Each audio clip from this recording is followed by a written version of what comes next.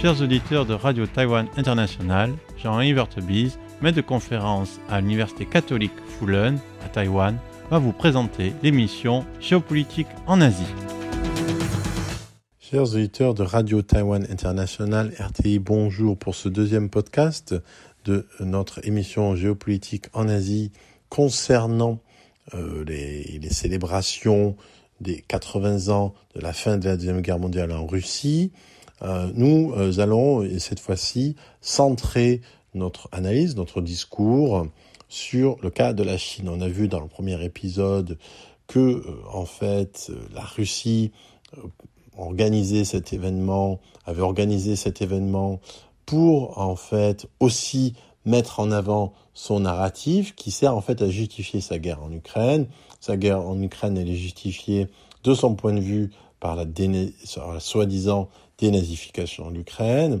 Et cette soi-disant dénazification de l'Ukraine, aujourd'hui, elle ne concerne pas, et c'est extrêmement préoccupant pour l'Europe, elle ne concerne pas simplement l'Ukraine, mais récemment, c'est du point de vue russe, du point de vue donc de la propagande russe, du point de vue du pouvoir d'État russe, du point de vue du discours officiel russe, c'est l'Europe en entier, l'Union européenne tout entière, qui serait à dénazifier, puisque comme le disait Lavrov le 20 avril, on le citait déjà, l'Union européenne cherche ouvertement à faire revivre l'idéologie européenne du nazisme.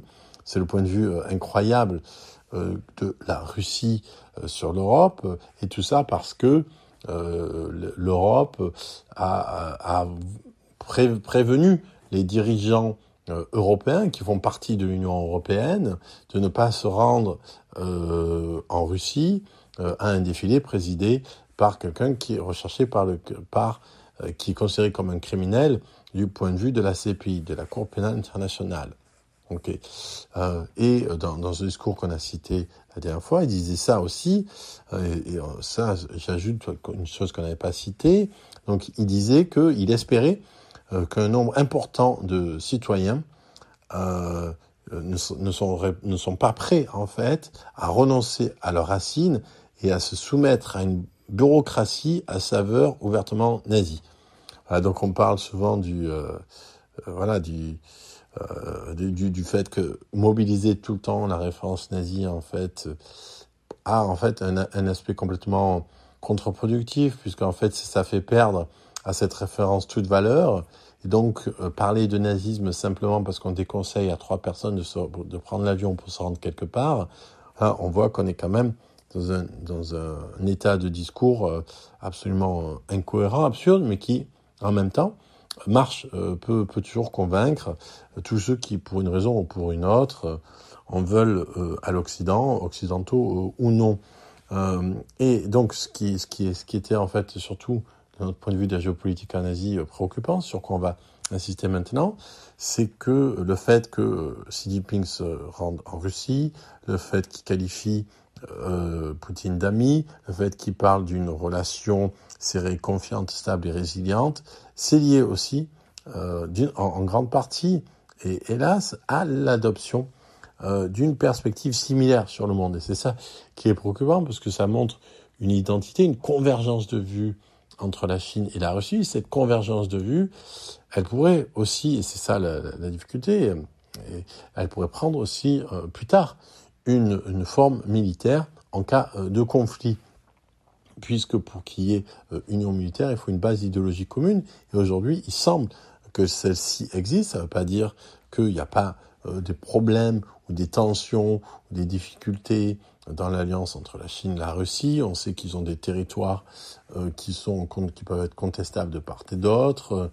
Au niveau de tout cet est russe, par exemple surtout de Vladivostok, qui avant faisait partie de la Chine, etc. Donc il y a toute une histoire complexe, mais là on voit un alignement. Et cet alignement idéologique, il se marque par le fait, il est marqué de façon très claire par le fait que juste avant que Xi Jinping se rende en Russie, donc le 9 mai 2025 pour célébrer le 9 mai 1945, il y a eu un article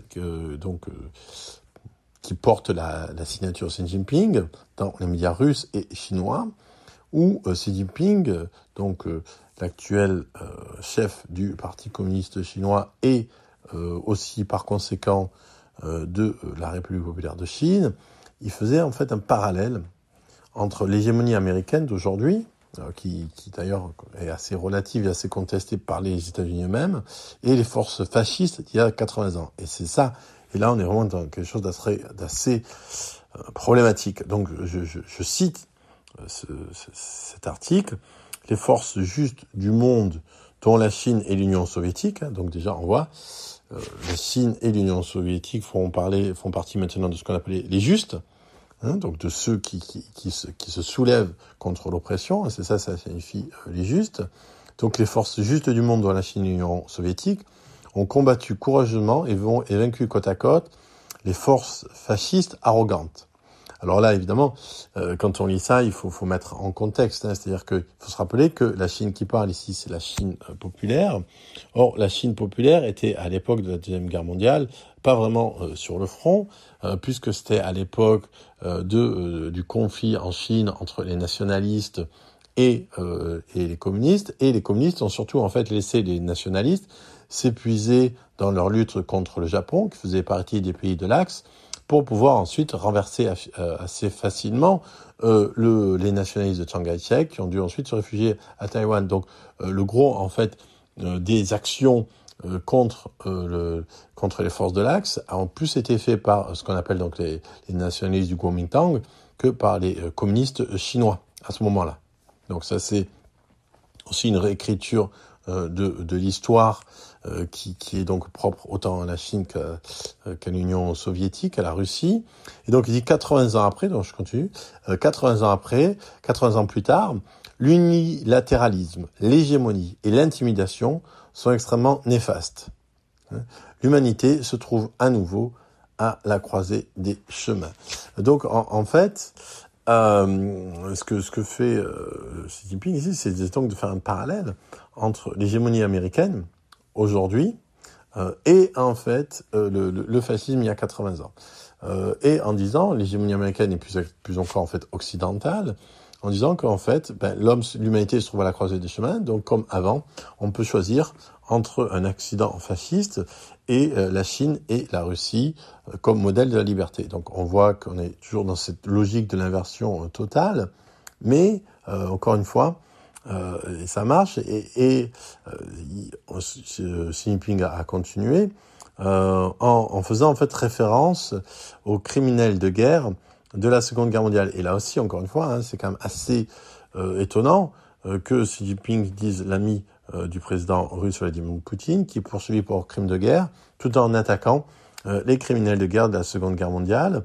Et il a fini en disant donc que la Chine et la Russie, c'était deux forces constructives pour maintenir la stabilité stratégique mondiale.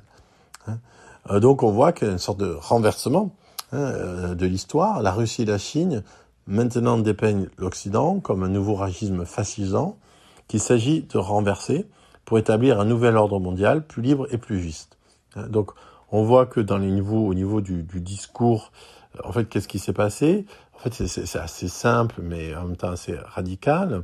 C'est-à-dire qu'en fait, c'est tout ce que, on va dire, pendant la guerre froide, la manière dont les États-Unis parlaient notamment de la Russie et aussi de la Chine, donc comme des régimes autoritaires qui privaient les peuples de liberté.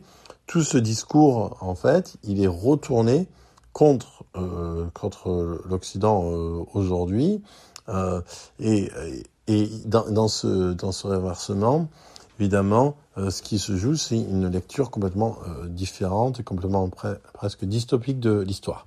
Donc, il y a une proximité idéologique ici entre Moscou et Pékin qui s'affiche, et en fait, c'est parce que de fait, depuis le début de la guerre en Ukraine, donc il faut se rappeler que un mois avant le début de la guerre en Ukraine, c'est la Chine et donc Moscou et Pékin, Vladimir Poutine et Xi Jinping se sont rencontrés pour signer un traité d'amitié sans limite, un mois avant la guerre en Ukraine, un mois après la guerre en Ukraine, et depuis, les relations entre Chine et Russie n'ont jamais été aussi prospères. Les relations bilatérales entre les deux pays ont augmenté de 66% depuis 2021. porté par des exportations chinoises de matériel à double usage civil et militaire. C'est-à-dire que même si la Chine dit qu'elle n'aide pas la Russie, en réalité, grande partie de ces exportations peuvent en fait servir les intérêts de l'armée russe. 40% des échanges internationaux russes sont désormais libellés en yuan, alors que c'était juste 2% en 2022. Le nombre d'étudiants chinois en Russie a presque doublé.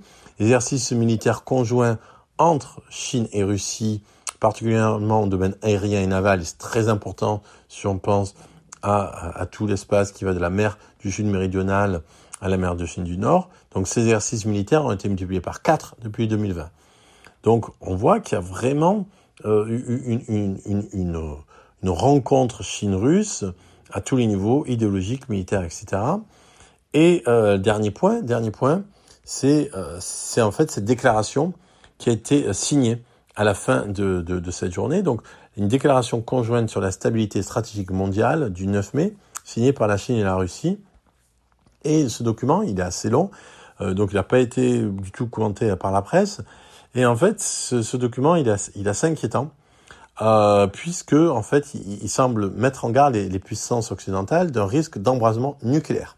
Donc il dit les États, donc cette déclaration conjointe, elle dit les États dotés d'armes nucléaires qui portent une responsabilité particulière en matière de sécurité internationale et de stabilité stratégique mondiale doivent rejeter la mentalité de la guerre froide et les jeux à somme nulle et s'abstenir de toute action génératrice de risques stratégiques.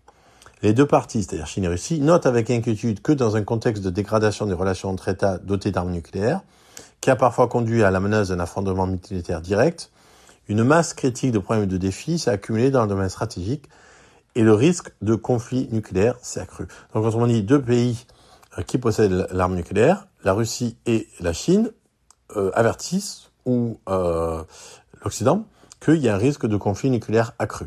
Alors, c'est difficile de savoir qu'est-ce qui est visé là. Est-ce que c'est par exemple la proposition française d'étendre le parapluie nucléaire à l'Allemagne et à la Pologne ? Est-ce que c'est pour cibler la nouvelle velléité sud-coréenne en la matière ? Donc il y a un récent sondage qui montre que plus de 70% des Sud-Coréens soutiennent le développement d'armes nucléaires au niveau local, et en fait ça serait tout à fait justifié, puisque donc la prolifération, on empêche, soi-disant la prolifération c'est fait pour empêcher la Corée du Nord d'avoir l'arme nucléaire, mais elle l'a, ou alors est-ce que ici quand la Chine et la Russie, est-ce que par là ils veulent indiquer le conflit en cours entre l'Inde et le Pakistan, qui sont aussi deux États nucléaires. On ne sait pas trop, mais en tout cas, c'est extrêmement ironique, à nouveau, extrêmement dystopique, puisque c'est la Chine elle-même et la Russie qui ont été en fait les premiers pays qui ont permis la prolifération nucléaire vers l'Iran et la Corée du Nord.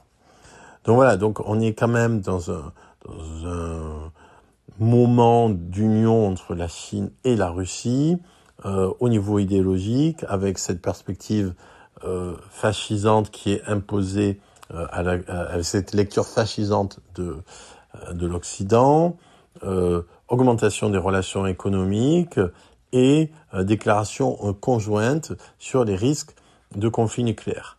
Donc on est quand même dans un moment stratégique extrêmement spécifique, et le fait que l'allié américain fasse en fait jeu seul est aussi dans ce contexte-là extrêmement préoccupant. C'était Jean Evertebise dans son émission Géopolitique en Asie pour RTI.